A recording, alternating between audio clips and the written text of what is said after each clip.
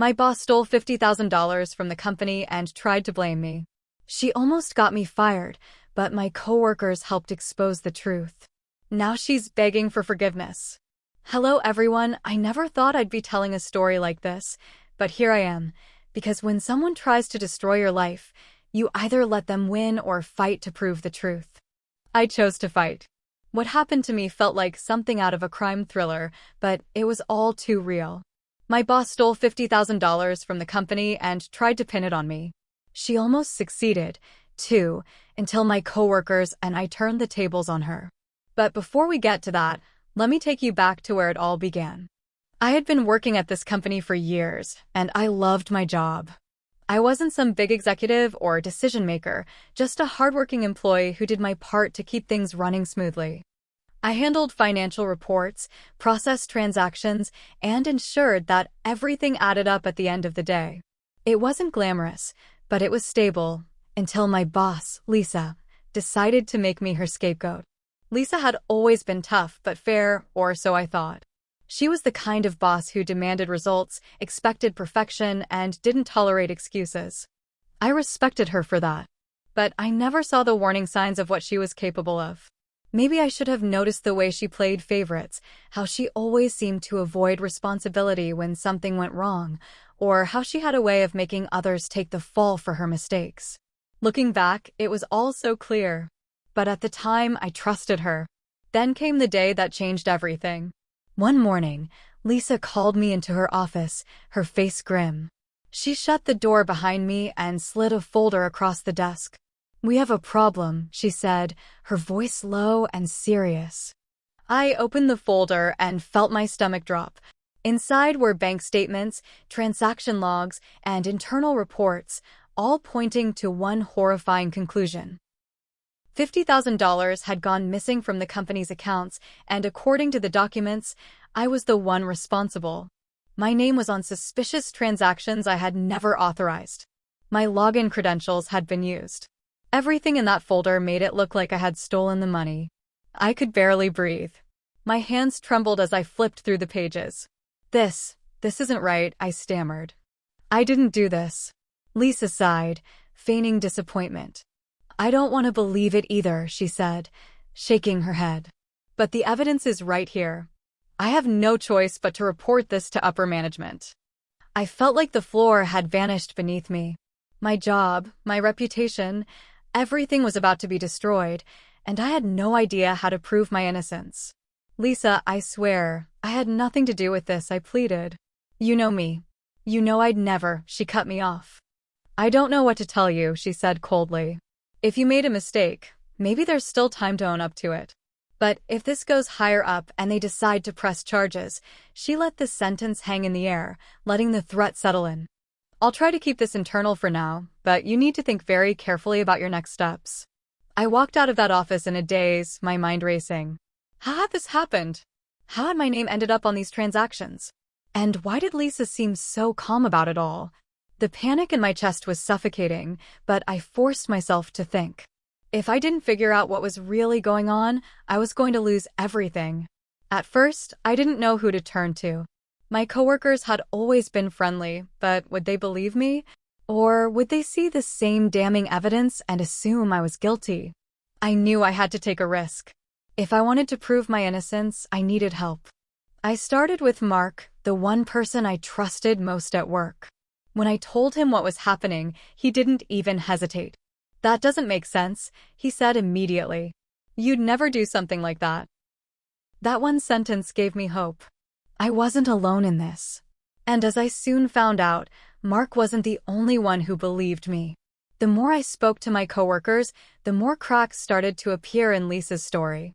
People started whispering about strange things they had noticed, documents that had gone missing, Lisa's sudden expensive purchases, and a pattern of shady behavior that no one had pieced together before. The more I dug, the more I realized that Lisa wasn't just setting me up, she had been planning this for a long time. And if we didn't act fast, she was going to get away with it. I couldn't sleep that night. Every time I closed my eyes, all I could see were those forged documents, my name stamped all over them like a guilty verdict. Lisa had set me up so perfectly that even I started to wonder, How do you prove you didn't do something when all the evidence says you did? But I wasn't going down without a fight. The next morning, I arrived at work early, my heart pounding. I needed answers, and I needed them fast. Mark, my most trusted coworker, was already there, waiting for me in the break room. I did some digging, he said, his voice low. Lisa's been covering her tracks, but not well enough. I leaned in, gripping my coffee cup so tightly I thought it might crack. What did you find? Mark glanced around to make sure no one was listening before pulling out his phone. These transactions? The ones under your name? They happened at times you weren't even logged in. Look at this. He scrolled through security logs, showing timestamps of my system access. You were off the system completely when some of these transactions were made. A jolt of hope shot through me. Proof. Real, undeniable proof. That means someone had to use my credentials, I whispered. Someone who had access to them. We exchanged a look. Lisa. It all made sense. Her confidence, the way she had tried to act like she was helping me, the subtle threats about keeping things internal. She had planned this from the start. But why? I needed more. If I was going to take this to upper management, I couldn't just prove I was innocent. I had to prove Lisa was guilty. And that meant digging deeper. Over the next few days, Mark and I worked in secret, roping in a few other coworkers who had their own suspicions about Lisa. Every person we spoke to had a story, a missing document, a strange request, something that hadn't felt right but they hadn't questioned before. One of the biggest breaks came from Sarah, an accountant who had been with the company longer than any of us. I always thought it was odd, she said, lowering her voice. Lisa asked me to make some corrections to financial reports a few months ago. At the time, I didn't think much of it, but looking back, I think she was covering her tracks. Sarah agreed to go through the records and flag any inconsistencies. It didn't take long. That's it, she said the next day, handing me a printout with highlighted figures. Here's where she moved the money. Small amounts at first, just enough to go unnoticed. But then she got bolder. $50,000. All leading back to Lisa. But there was still one problem. Proof wasn't enough. We needed a way to make sure Lisa couldn't twist the narrative again. And that's when we got an idea. Lisa had been careful, too careful. She had erased digital footprints, manipulated records, and made sure every transaction pointed to me. But there was one thing she couldn't manipulate, herself. We needed her to confess. I knew Lisa loved power. She thrived on control, on thinking she was the smartest person in the room. If I could push her just right, she might slip. So we set the trap. The next morning, I walked into Lisa's office, my heart hammering. I had to act the part, nervous, desperate, willing to do anything to make this go away. She looked up from her desk, raising an eyebrow. I was hoping you'd come to your senses, she said, motioning for me to sit. So? Are you ready to be honest with me? I swallowed hard, forcing my voice to shake. I think I made a mistake. She smiled, leaning forward. That's good. Admitting it is the first step. I hesitated, then glanced at the door. But I need to know, how did you know it was me? I mean, no one else noticed anything. She tilted her head, her eyes gleaming with satisfaction. Because I see everything, she said smoothly. And honestly, you made it easy. She smirked, taking a slow sip of her coffee. You never even realized someone was watching. There it was. A slip. I pulled my phone from my pocket and stopped the recording. Lisa noticed immediately. Her smirk vanished. What are you doing? I met her gaze head-on. Making sure everyone sees everything this time. She lunged for the phone, but I was already backing away. It's over, Lisa, I said, my voice steady now. I have proof. The financial records, security logs, and now, your own words. Her face paled. You don't know what you're doing. Oh, I think I do, I said. And I think upper management will too. Lisa tried to control the damage, but there was no way out this time. The recording spread through the office like wildfire. Within hours, HR and upper management were involved. Her office was locked down. An official investigation was launched.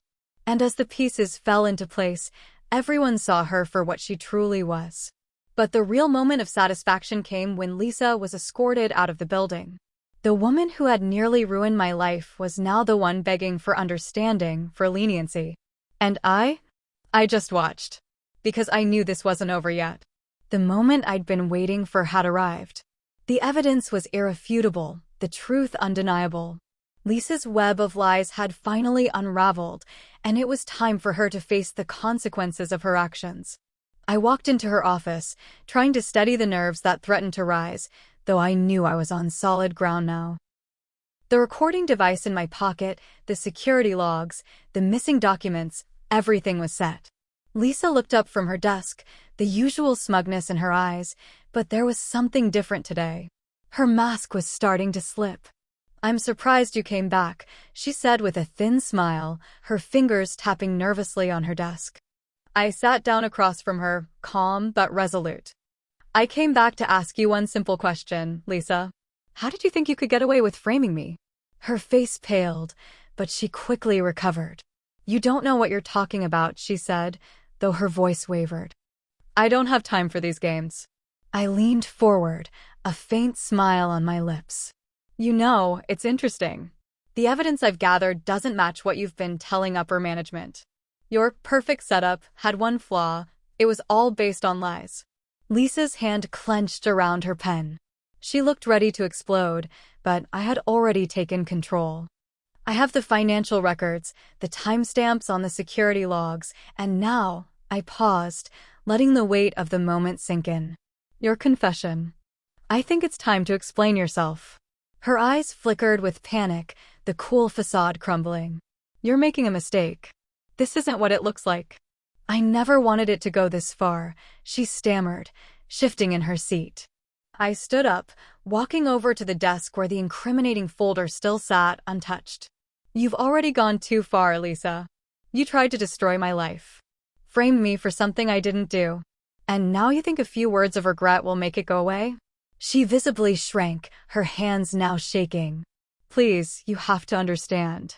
I was desperate. I needed the money." The desperation in her voice was almost too much to bear. "Almost. So, you thought I'd be the perfect scapegoat? Frame me, ruin my career, and walk away with everything."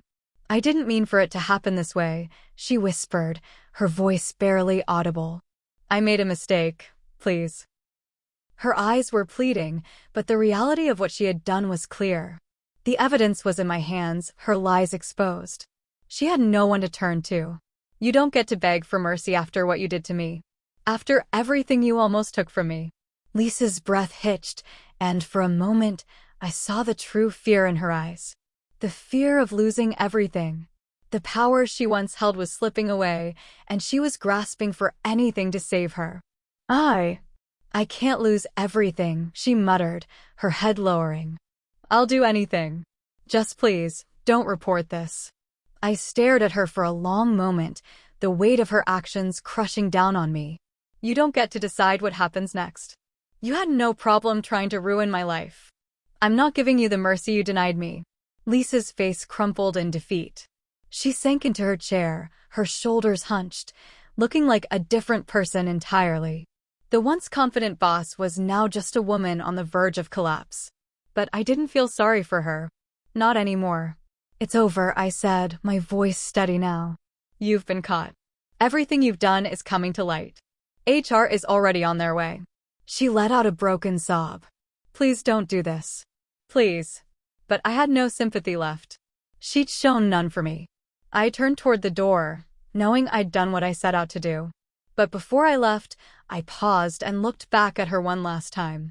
"You're right about one thing. This is a mistake, but it's yours, not mine." I walked out of her office, the weight on my shoulders finally lifting. I knew she was about to face the consequences of her actions. The recording was already spreading through the office. The truth was out, and it couldn't be hidden anymore. Lisa was escorted out of the building later that day, her head bowed in shame. She tried to plead with anyone who would listen, but it was too late. The damage was done. Her reign of manipulation and lies had come to an end, and she was left with nothing but the ruins of her own choices. As I watched her leave, the satisfaction of knowing I'd won settled in. I had fought back and I'd come out on top. I'd been wronged.